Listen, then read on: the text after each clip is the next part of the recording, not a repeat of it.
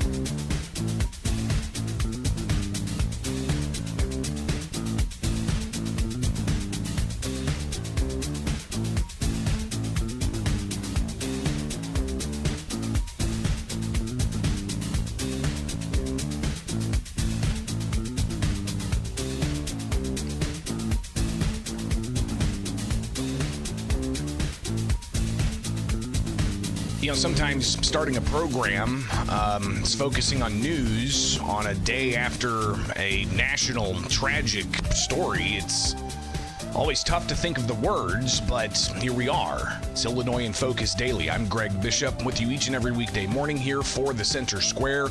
I'm the editor of Illinois at thecentersquare.com, where you can get headlines in your inbox. Just go to thecentersquare.com and click newsletter, and you can sign up for free. We're a free newswire service focused on state government activities and the impact on you, the taxpayer. Yesterday, seeing the video circulate, I think as a lot of people thought it was artificial intelligence at first, but the video of conservative political activist and Illinois native Charlie Kirk being assassinated at a college campus on Utah. It's rocked this country. There's no question, and reaction pouring in. So we'll definitely touch on that. But we've also got to talk about the 2026 election and what some Republicans in Illinois feel is going to happen, especially when it comes to financing. And we're going to look at some of the dollars being brought in to political campaigns for a couple of the announced Republican candidates, but also we've got to look at how much money J.B. Pritzker has in his war chest for the 2026 election. So those are the two things we're going to be tackling here this morning. And obviously, it's also September 11th, and 24 years ago this morning, you had two planes smash into the World Trade Towers in New York.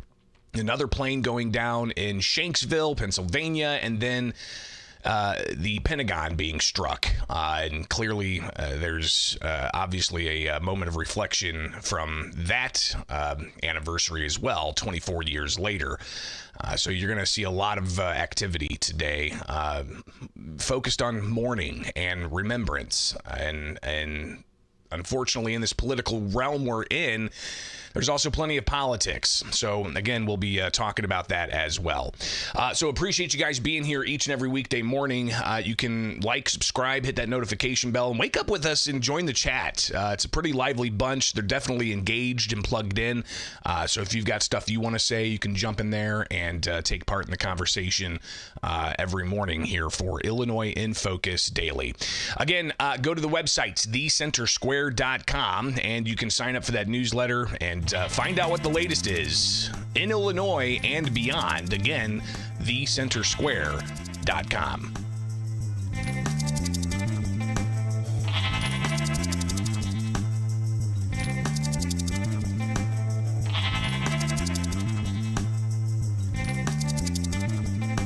To my great fellow Americans, I am filled with grief and anger at the heinous assassination of Charlie Kirk on a college campus in Utah.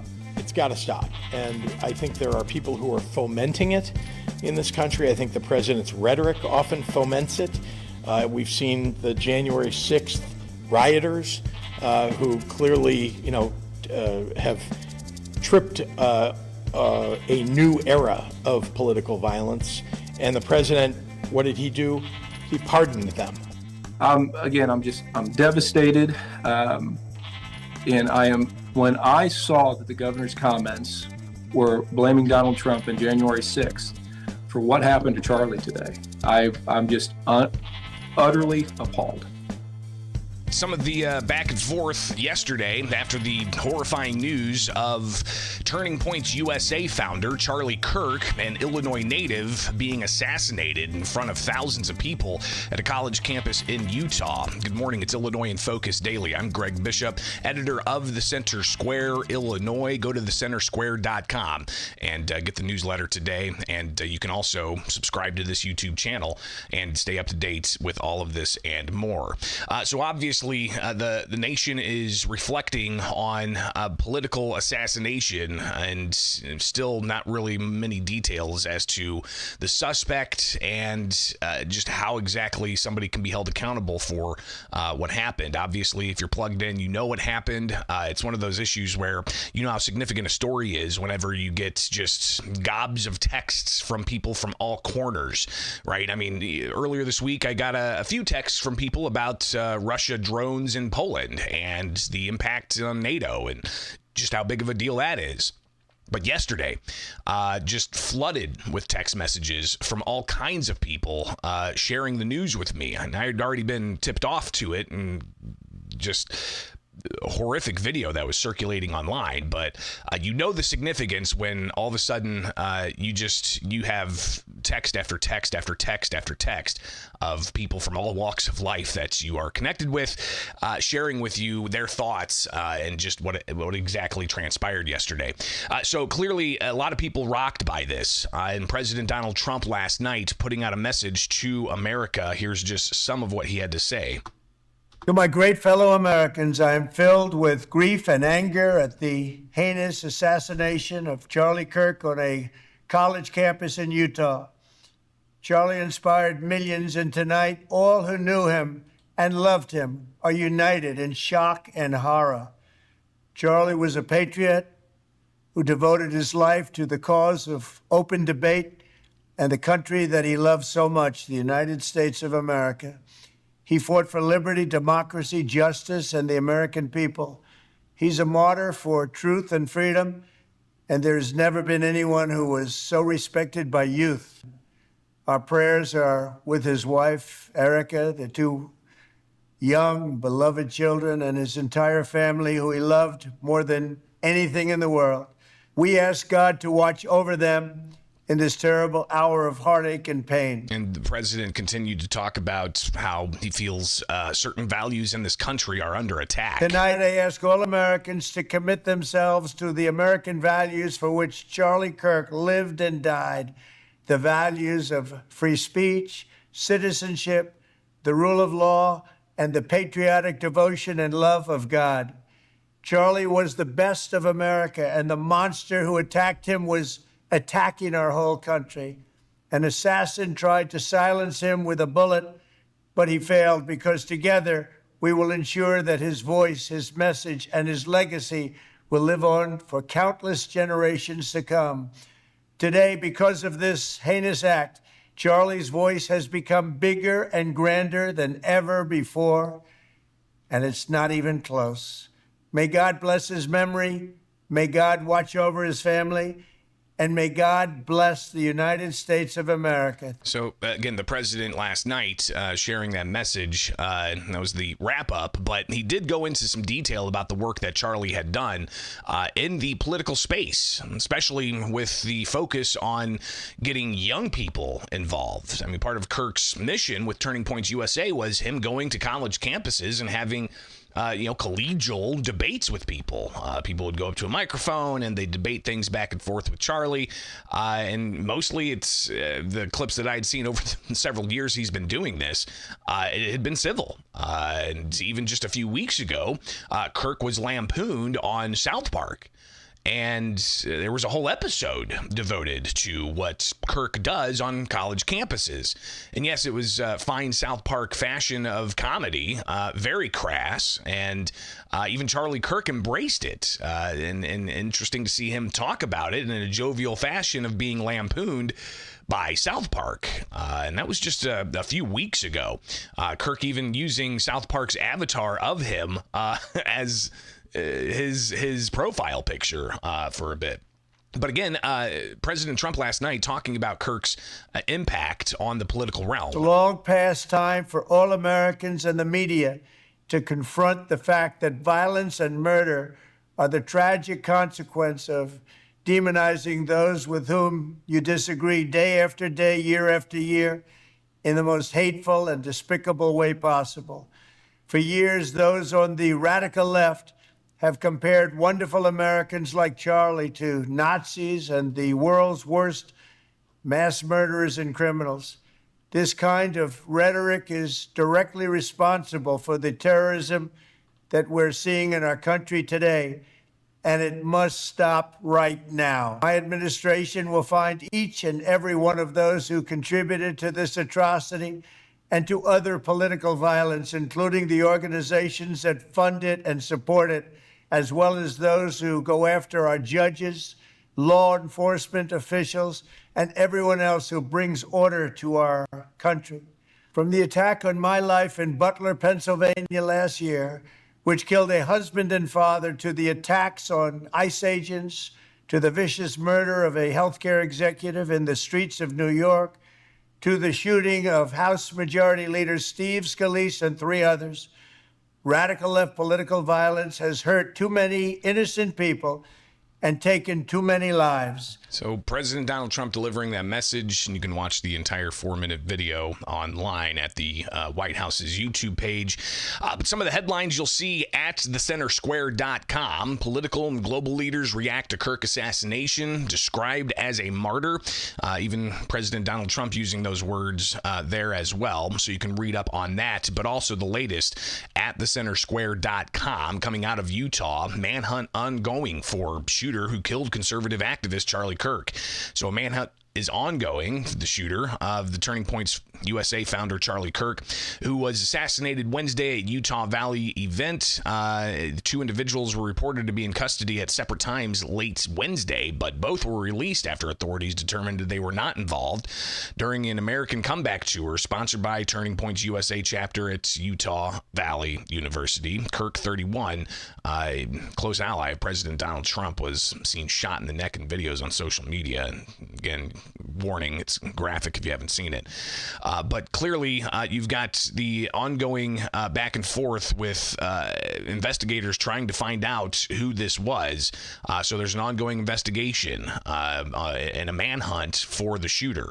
And there's even been some video that's been shared with media and officials and social media just about, somebody was on a roof, apparently.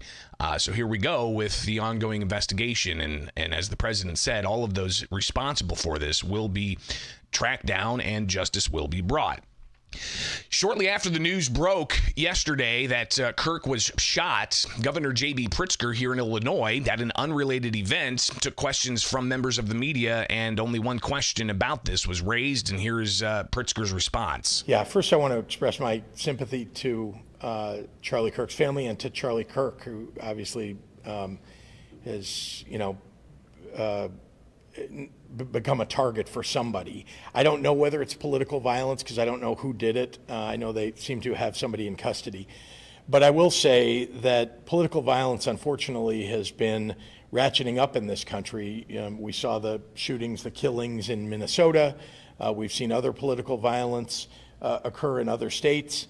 And I would just say it's got to stop. And I think there are people who are fomenting it in this country. I think the president's rhetoric often foments it.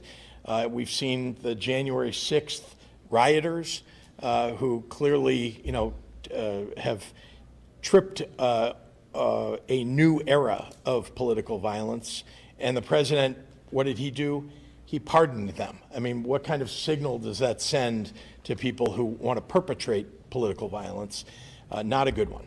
So again, the governor making those comments even before we had news that Kirk had passed away. I mean, anybody who saw the video, it's brutal. A lot of blood loss, and how somebody could survive that without instantly being provided blood. It was clear, at least to some people, that he wasn't going to recover from that. And then the news came out later on in the day that Kirk had passed away. But before the news was official and after the governor made his comments, I talked with Republican State Representative Adam Niemerg, who provided his initial reactions to the shooting of Charlie Kirk. I'm shocked. devastated. This type of thing just rocks me to my core. Honestly, I saw the video and I thought it was a AI something. It couldn't be real. So I'm devastated. We also got his reaction to what Governor J.B. Pritzker had to say, not just the condolences, but also saying that political rhetoric has been ratcheted up, blaming President Donald Trump, January 6ers, and Trump's subsequent pardon of them, and saying that Trump's the one fomenting this type of political rhetoric. Governor Pritzker, politicizing so quickly. I mean, I hope that this chatter is all incorrect, but I was just informed 30 seconds ago via some close friends out in that area that Charlie Kirk's passed away. So, and again, this was a conversation I had with Representative Niemerg yesterday, mid-afternoon, as the news was still developing quite a bit. It's devastating. The governor has shown, and here we are getting political with some. This is just unbelievable. The governor has shown that his failure to lead has caused these things to happen, the radical left, and what they have continued to do and what they have done with all the shootings that are continually occurring in this country, with conservatives being targeted. President Trump was two assassination attempts. That man survived. If he hadn't turned his head, he would have been assassinated. And Charlie Kirk sitting in a university having a conversation about the future of this country, and it's just unbelievable. So for the governor to blame the president for Charlie Kirk's looks to be assassination, go back to the typical what we're dealing with. Chicago, crime is out of control. We have illegal immigration out of control. Our borders have been wide open.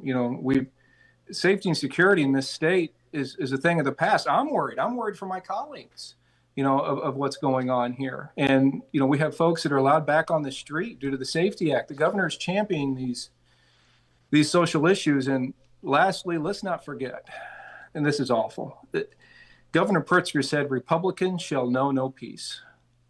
And look at the situation we're in. Look at the political discourse in the state of Illinois, in this country. We have to get back to reasonable political discourse. Charlie Kirk had a young family, a wife, and it looks like they'll never see him again, all because some deranged individual couldn't have a conversation with Charlie up on the stage and have political discourse and have a productive conversation. So I just can't believe the governor had the audacity to say the things that he did. Again, that's State Representative Adam Niemerg, and he pointed to comments that Pritzker made months ago about how Republicans should know no peace. Pritzker also used Nazi imagery in describing the what he said was, this era we're in. He's talked about, knowing a lot about the Holocaust and making Holocaust museum, and characterizing President Trump as rapidly approaching fascism, and the regular rhetoric of Trump is a threat to democracy, and we could probably compile quite a supercut video of all of those instances of not just Pritzker, but U.S. Senator Tammy Duckworth, U.S. Senator Dick Durbin, but even on the other side, the rhetoric. Obviously, you've got some on the conservative bend that they say liberalism's destroying this country, and socialism is going to be an evil upon America, and the rhetoric obviously at a certain point for both sides. And how do we get control of that? How do we better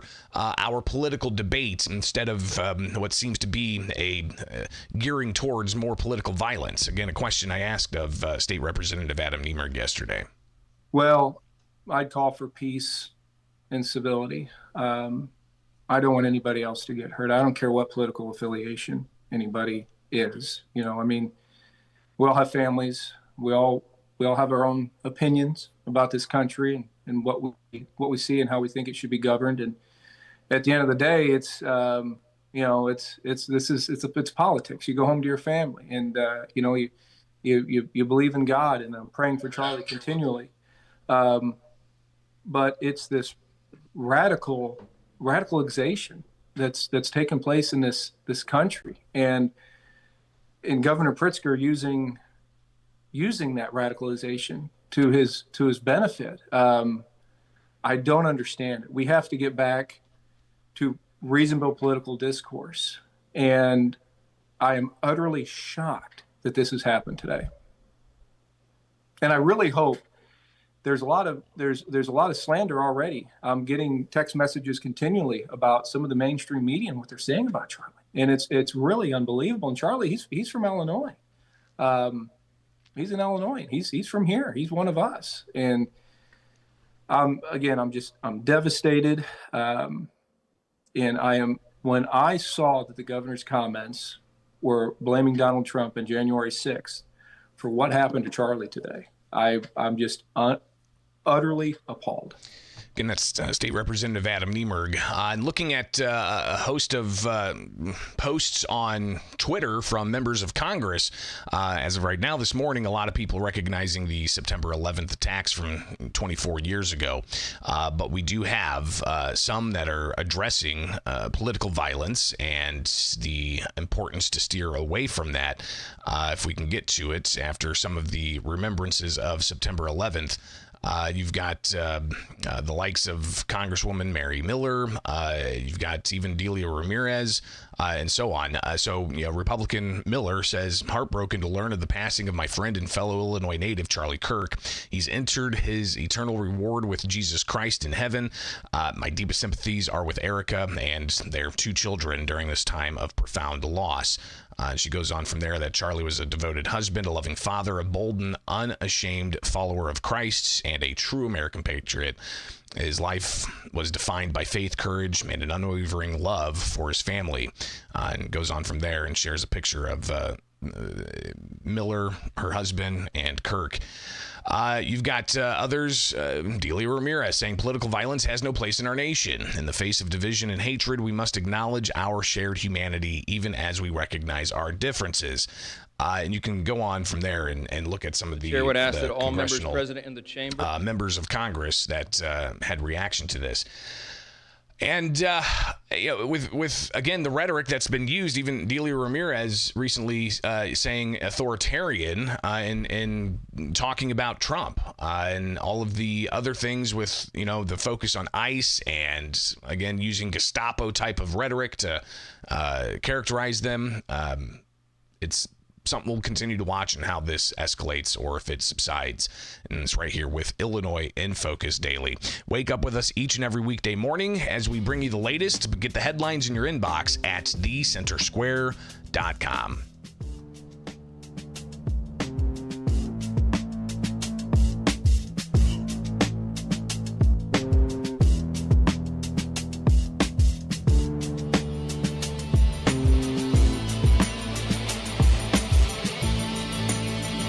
The 2026 election is literally coming up around the corner. We got a primary to get through, but holy moly, it's going to be November 2026 before we know it. Midterm elections for Congress, but you've also got the Illinois governor race and races for other statewide constitutional officers, plus members of the Illinois House up for election and members of the Illinois Senate. You might find a race in your area where you've got some choices to make. So what's going on and what does the political calculation lead to in a state like Illinois?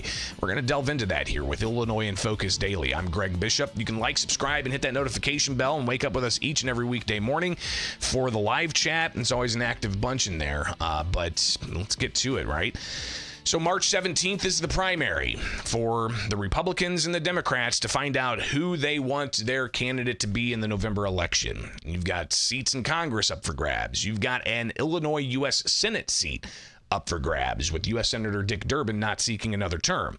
You've got every Illinois state House seat up for grabs every 2 years. You've got several Illinois Senate seats up for grabs for the state legislature. Plus, you've got the governor election. But in Illinois, Republicans are the super minority, even though you've got close to 45% of the voters in Illinois in 2024 voting for Donald Trump. that doesn't play over into the makeup of U.S. Congress from Illinois. 14 Democrats, 3 Republicans for U.S. Congress from Illinois. When you look at the state house representation, that nearly 45% vote for Trump in 2024 does not translate over to how many Republicans there are in the House and Senate at the state legislature. And a lot of people pointing to, well, that's because Illinois' maps, not just the congressional maps, but even the state house maps, are woefully gerrymandered. So Republicans prognosticating on what 2026 might look like. Last weekend, I was in Dallas, Texas, covering the State Freedom Caucus National Summit, and Illinois Freedom Caucus members were there, and they shared some of their thoughts. You'll hear from State Senator Andrew Chesney, State Representative Chris Miller, State Representative Brad Halbrook, Adam Niemerg, Blaine Wilhauer, David Freese. So here's just some of what they had to say about what could happen in the 2026 election.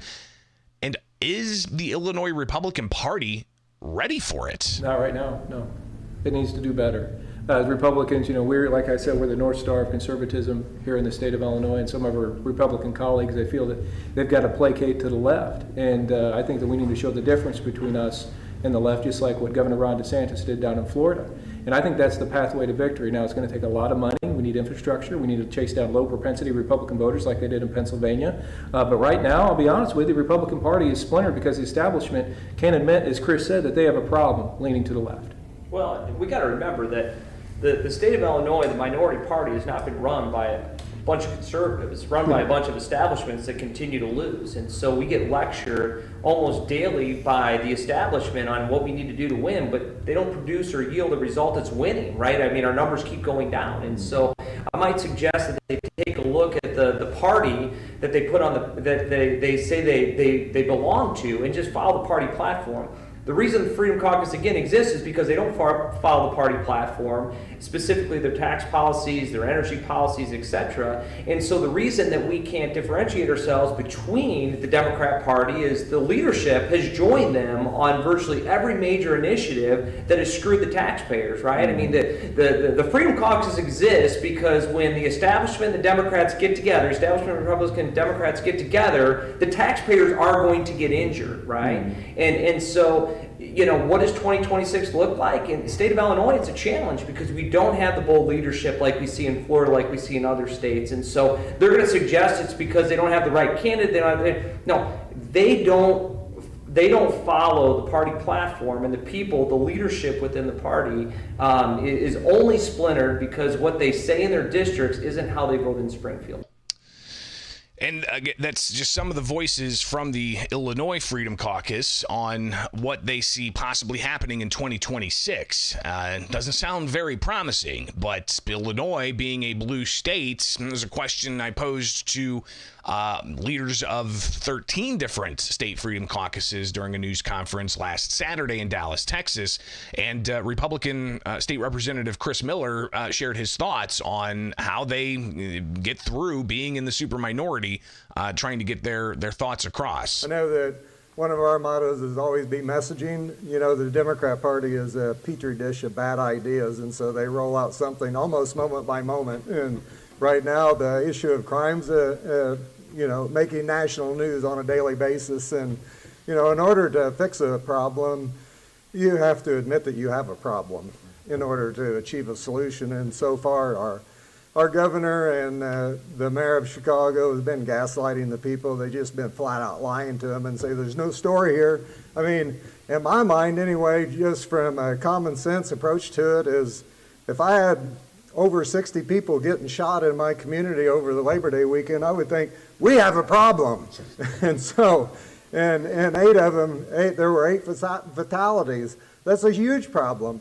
And I mean, the thing that I see about our governor is he's missing a great opportunity to be a hero, to actually cooperate with ICE, to actually cooperate with the President of the United States in order to fix this problem. But yet he's blowing his opportunity by pretending that there's not a problem.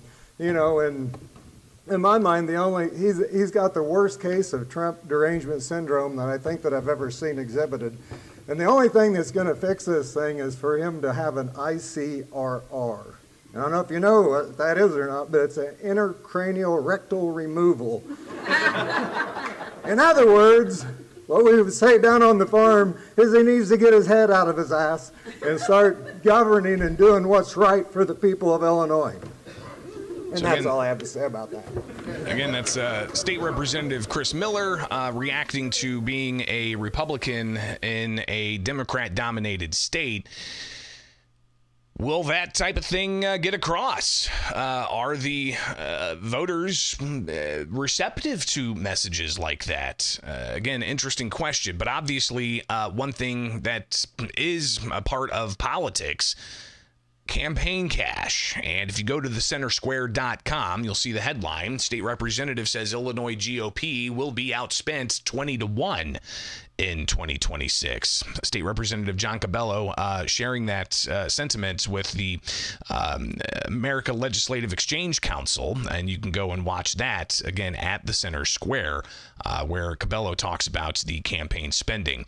But one thing I do want to look at here is the campaign spending in general. So we pulled up some of the numbers from Illinois Sunshine, and this is from Reform for Illinois, and you can see here the Democratic Party of Illinois, they have $708,000 on hand. This is just for the statewide party.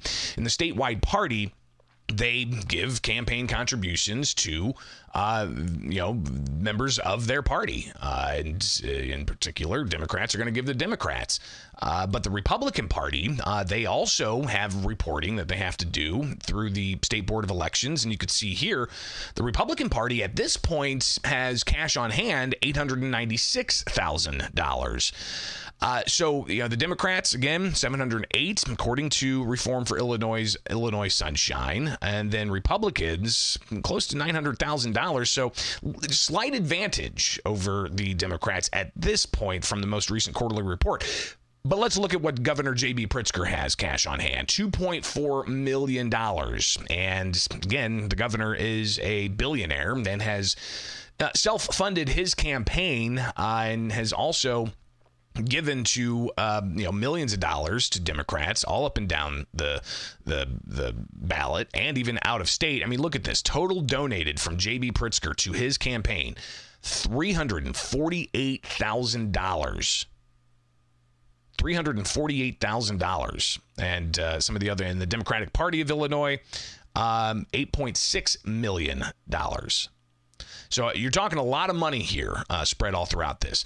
But so while we're looking at the governor and his campaign totals, as far as campaign cash on hand, what about some of the potential challengers? You've got DuPage County Sheriff Jim Mendrick, who announced several weeks ago, a couple of months ago, actually. I think he announced way back in April that he was going to run for governor to get the Republican nomination. Looking at his campaign coffer, he's got $111,000 on hand. $111,000 campaign cash. Somebody else that is expected to announce, I haven't seen the official announcements, could be sometime before the end of the week.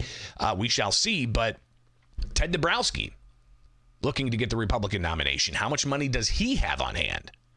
Let's take a look at his campaign listing here. All right, so Dabrowski for governor, $1 million on hand. So Dabrowski has, 10 times more the amount of money on hand than Mendrick. Also interesting to note, Dabrowski has Jason Plummer as the chair of his campaign committee. Jason Plummer, a Republican state senator. So the donations that are coming in, you can see Dabrowski gave himself $250,000. That lifts the cap for donations. So you've got others who are pouring six figures into Dabrowski's campaign. Is that something that's going to get him through the primary? And some political thinking is that Republicans should keep their powder dry during the primary so they could save up going into the general election.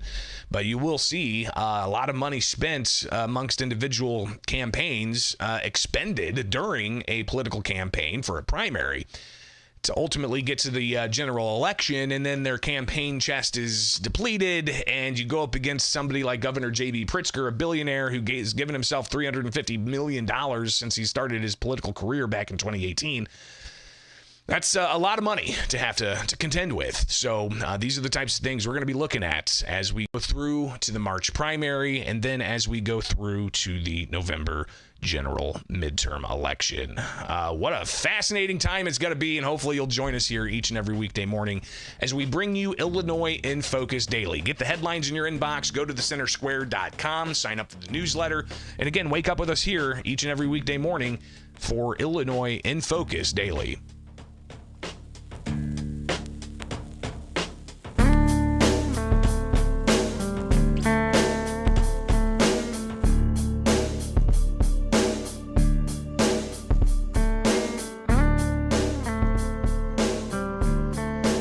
One last thing I wanted to share with you. I had an emotional moment yesterday. It was a ribbon cutting at the Chatham Area Public Library for their new installation of the backyard.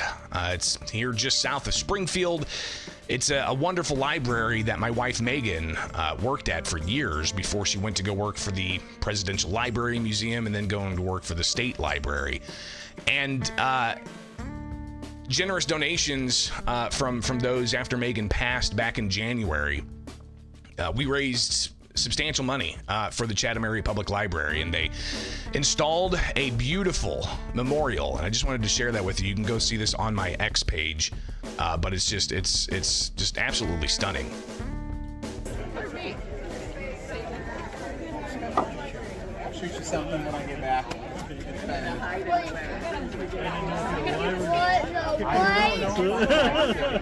is in here?